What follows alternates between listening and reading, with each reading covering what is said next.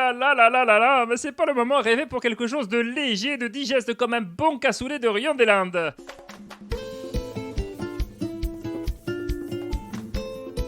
Hello, c'est Charles Brumeau, diététicien. Bienvenue à Dans la Poire Express, le petit frère de Dans la Poire, le podcast pour mieux manger. Aujourd'hui, je vous parle de comment adapter son hydratation et sa nutrition en fonction de la vague de chaleur. Et à la fin de cet épisode, un petit bonus sur mes astuces anti-rétention d'eau. Je me limiterai à l'essentiel vu que c'est le format court de Dans la Poire. Alors qu'est-ce qu'on fait par rapport à cette vague de chaleur ? Déjà, on boit.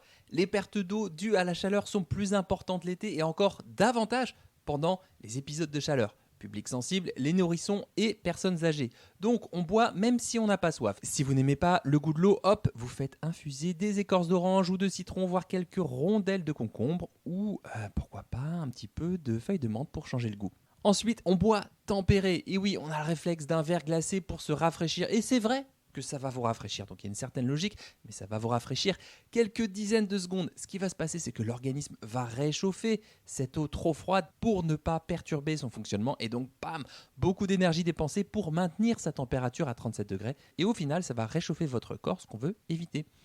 Ensuite, limitez le café et le thé puisque ce sont des diurétiques et qui augmentent la quantité d'urine. Et donc, nous, ce qu'on cherche, c'est justement garder l'eau.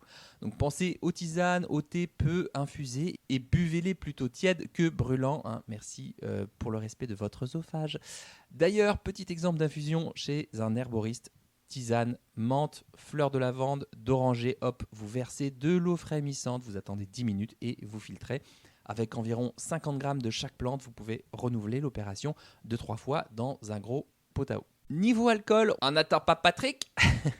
Non, on n'attend pas Patrick, même pour une bière bien fraîche. L'alcool, c'est diurétique, ça déshydrate. Donc l'apéro en terrasse en mode piscine de rosé ou pastaga, si on peut attendre quelques jours, c'est mieux. Après, je vous donne les infos pour bien vivre la vague de chaleur.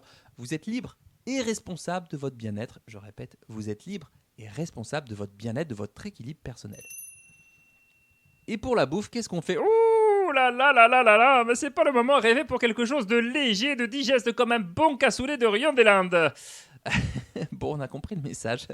Du léger et du digeste, mais peut-être qu'on va garder les bons plats de Maïté pour l'hiver. Et c'est tentant, mais même chose que pour l'eau très fraîche ou l'eau glacée, le corps va réagir, accumuler de la chaleur et va tout faire pour perdre cet excès de chaleur en le transportant loin des organes vitaux vers la surface de la peau. Même chose pour tout ce qui est difficile à digérer, les viandes rouges et grasses, les plats avec du gras cuit comme les beignets de courgettes, les pizzas avec le fromage fondu, les nems, les samosas. On privilégie plutôt les plats frais et digestes avec des aliments riches en eau, concombre 97% d'eau, tomates, poivrons, courgettes, pastèques. Exemple type salade grecque, plutôt idéal, même si je rajouterai un petit peu de pain pour la satiété parce que oui, il faut quand même tenir. Je pense aussi aux soupes froides, au gazpacho. Ça peut être aussi une salade César, un peu plus énergétique, ou un petit poisson blanc sur un lit de tomates avec une petite sauce au pesto. L'idée, c'est aussi d'éviter de faire fonctionner les fours et les plates chauffantes à toute berzingue aussi en cuisine. Ça, c'est du bon sens. Oui, j'ai dit à toute berzingue, j'ai 40 ans, qu'est-ce qu'il y a ? Et surtout, on n'en parle pratiquement jamais dans les conseils anti-canicule, anti-vague de chaleur. On veut terminer le repas dans un bon confort digestif. Donc ça veut aussi dire de passer à table dans un niveau de faim de 5 à 6 sur 10, pas 8-9 sur 10 où on veut bouffer Godzilla, sans se presser, avec une mastication respectueuse. Si vous ne mâchez pas ou peu, qu'est-ce qui va se passer ? L'estomac va choper un gros volume alimentaire en peu de temps et va jouer de la cornemuse pour faire passer le reste des aliments dans le pylore pour qu'il fasse un grand voyage dans la suite de notre tube digestif. Et je rappelle par la même occasion que la première partie de notre tube digestif, c'est la bouche. Bisous. Donc l'estomac, plus il a de boulot, plus il a besoin d'énergie, d'afflux sanguin pour accomplir ses fonctions. Donc l'idée, c'est de bien mastiquer. Mastiquer en un mot, bien sûr. Bande de petits saligots. Bon, et petit bonus, qu'est-ce qu'on fait contre la rétention d'eau ? Alors, la rétention d'eau, pour bien comprendre ce que c'est une accumulation d'eau au sein d'un tissu de l'organisme qui peut entraîner son gonflement, voire un œdème. Alors, les tissus, au lieu d'éliminer de l'eau, ils vont la stocker. Et on va constater une variation de poids qui peut être temporaire, un gonflement des mains, des mollets, des chevilles. On le voit quand vous avez du mal à enlever vos bagues le soir ou qu'il y a des marques de chaussettes quand vous essayez de les enlever. Et bonjour les doigts boudinés, on adore.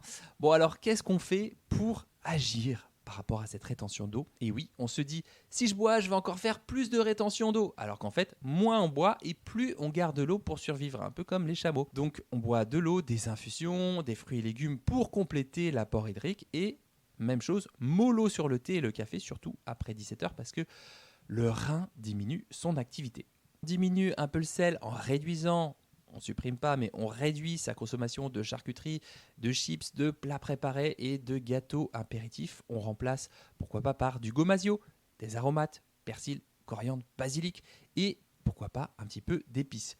On augmente les aliments riches en potassium. Pourquoi je vous parle du potassium ? Parce que c'est le minéral qui permet à l'eau de sortir des cellules, contrairement au sodium qui va la retenir. Donc banane, pommes de terre, légumineuses, avocats, oléagineux, artichauts, asperges, pastèques, melons, agrumes, abricots, tout ça c'est plutôt riche en potassium. Alors il y a autre chose aussi, il y a la pratique sportive, mollo sur le sport intense dans les cas de chaleur et de canicule, ou alors vraiment très très tôt en début de journée, ça permet de relancer la circulation, notamment s'il y a des impacts. Misez plutôt sur l'activité physique comme la marche ou l'aquagym pour lutter contre la sédentarité en début ou en fin de journée. Il se peut aussi que la rétention d'eau soit liée au stress. Bonjour l'excès de cortisol. Donc on peut se détendre en faisant des massages, drainage lymphatique, mais aussi avec la cohérence cardiaque. Une respiration que j'aime beaucoup, qui peut être aussi indiquée pour induire un petit peu le sommeil, qui m'a été donnée par Anne Girard, qui est masseuse kinésithérapeute à Dijon et prof de yoga. Eh bien, c'est le modèle 3-12-6. Vous inspirez sur 3 temps. Vous faites un temps de rétention sur 12 temps. 12 secondes, 1, 2, 3, 4, 5, 6, 7, 8, 9, 10. Et vous expirez sur 6 temps.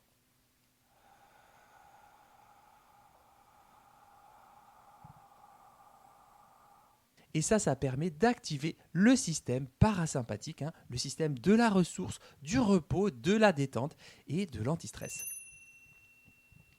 Voilà, j'ai fait à l'essentiel, j'ai fait vite ce matin, on est vendredi matin, l'épisode sera publié vendredi soir. Ça m'a donné une idée parce que je suis passé ce matin sur Direct Radio avec Patrick Roger et Cécile de Minibus. Et surtout, je me suis rendu compte que l'épisode sur les aliments riches en magnésium était déjà publié. Et je vous avais dit mardi dernier dans le SAV, genre écrivez-moi sans commentaire et je fais un épisode sur les aliments riches en magnésium, sauf que je l'ai déjà publié. Donc là, Charlie, fais des pauses, détends-toi, redors tranquillement, normalement. Voilà, je pense que c'est ça qui m'attend. Je suis sûr que vous avez vos propres astuces pour bien traverser cette vague de chaleur. Dites-les moi sur Apple Podcast ou sur Spotify. Ou alors, nouveauté, je suis présent sur TikTok depuis la semaine dernière. Donc, vous pouvez me retrouver sur mon nouveau profil, cette nouvelle application sur le TikTok Nutri en un mot. Vous pouvez me poser une question en commentaire des posts que j'ai déjà publiés et comme ça j'y répondrai en vidéo et ça c'est une fonctionnalité cool de la plateforme qui est très très interactive. Ça c'est vraiment le bon côté des réseaux, le côté social, être en lien et pouvoir parler, échanger avec vous. Je vous souhaite un bon appétit de vivre et à très vite pour un nouvel épisode de Dans la Poire Express.